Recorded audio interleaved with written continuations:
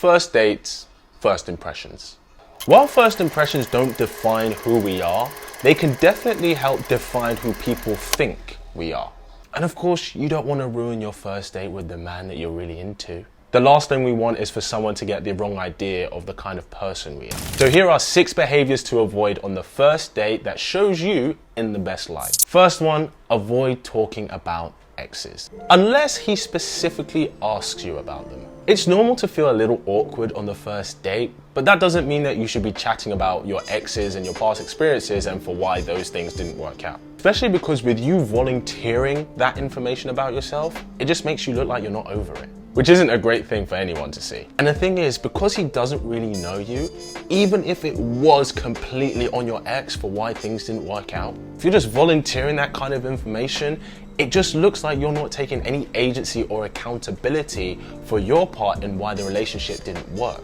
Now, like I said, it may well and truly be entirely your ex's fault, but this is about first impressions. So there's no need to be volunteering the negative information of your history on a first date. Equally, you shouldn't be volunteering about how amazing your relationship was. Nobody wants to hear from their date how great their relationship was previously, because that makes it sound like you still want that with that person. So if you find yourself slipping back into talking about your ex, just bring it back to center or change the subject, unless he specifically asks about your ex. Second thing to avoid is don't be late. Or if you are late, communicate that you are going to be late. Being late on a first date is a major faux pas. Now, if you live in a major city when the transport can be a bit hit or miss, like it is here in London, then just communicate that to your date that you're on your way and you're running 10 minutes behind. Because if you don't communicate that and you just show up being late, not only does it show a lack of respect for your date's time, but it also shows that you don't really care that much to show up in a timely manner. Most people won't have an issue if you're running late, so long as you have the courtesy to let them know.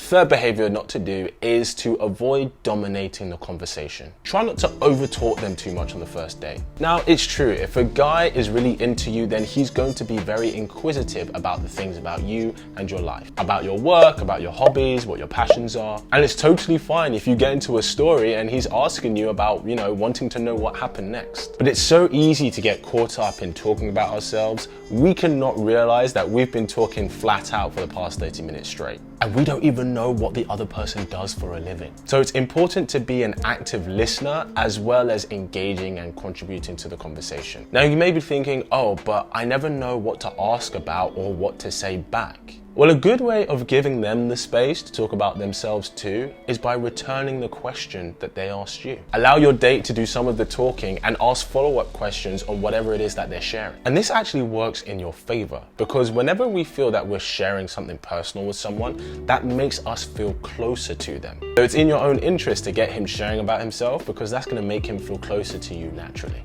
Fourth thing, avoid getting too deep about your future relationship goals and plans. Look, it's completely okay to talk about the future, but it's also good not to get too far ahead of yourself. Because the way this can come across to a guy is that you're just looking for a relationship. As in, you're just looking for a guy to play the part of being in a relationship with you, as opposed to wanting to be in a relationship with the right guy. It does happen where guys can feel like a girl just wants him for a relationship. It's not that she wants the relationship with him, it's that she wants the title of relationship and he's good enough, he'll do. This is the equivalent of a guy just using a woman for sex. Like, if a guy you were seeing was only ever doing sexual talk with you and was only ever just being sexual with you, that would make you question, hey, does he actually want to have intimacy with me? Or is he just wanting to have sex and I'm good enough for that? Doesn't make anyone feel good. Now, there's nothing wrong with expressing that you want a relationship,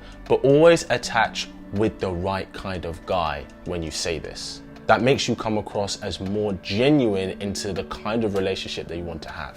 Because getting really deep about future relationship plans can be very overwhelming to a guy, especially on the first date.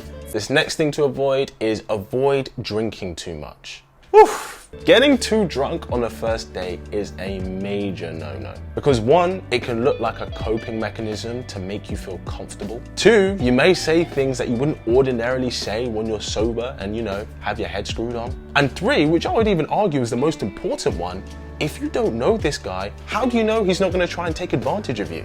Like, for your own safety, you shouldn't get crazy drunk with someone that you barely know. But also, are you gonna remember the conversation the following morning? Are you gonna remember whether you actually like him or not? And especially if our date isn't a big drinker themselves, it can just make us look unhinged. Now, don't get me wrong, no one's saying that you can't enjoy a drink or two, but let's just keep it at a drink or two, so you still remain in control. And the sixth behavior to avoid is not offering to pay. And I mean, you don't offer to contribute to anything. Look, if you only had one round of drinks and that was the entirety of the date, then that's different, okay? But if you had a couple of rounds of drinks, then you got food, then you went to another bar, and you didn't even offer to contribute to anything, that's a major red flag in a guy's eyes. Because it can just come across that you're just using him for a nice evening. And I just want to make this clear, it's not about the money, it's about the lack of gesture. And the truth is, in this day and age of equality and some women even out-earning men, single women under the age of 30 now out-earn their single male counterparts now. With women being more than capable of being to provide for themselves, for a lot of guys, this is the first shit test that they have, whether she offers or not. Because if she doesn't, he just thinks that maybe she's entitled. Now, there's nothing wrong if you do like a man who is chivalrous and who does pay for you. But offering to pay your share is a way of showing gratitude. And 9 times out of 10, if a guy likes you, he's gonna insist on paying for you anyway. If you're looking for a guy who sparks up your love life, make sure you subscribe to this wonderful tribe. And as always, keep it slick.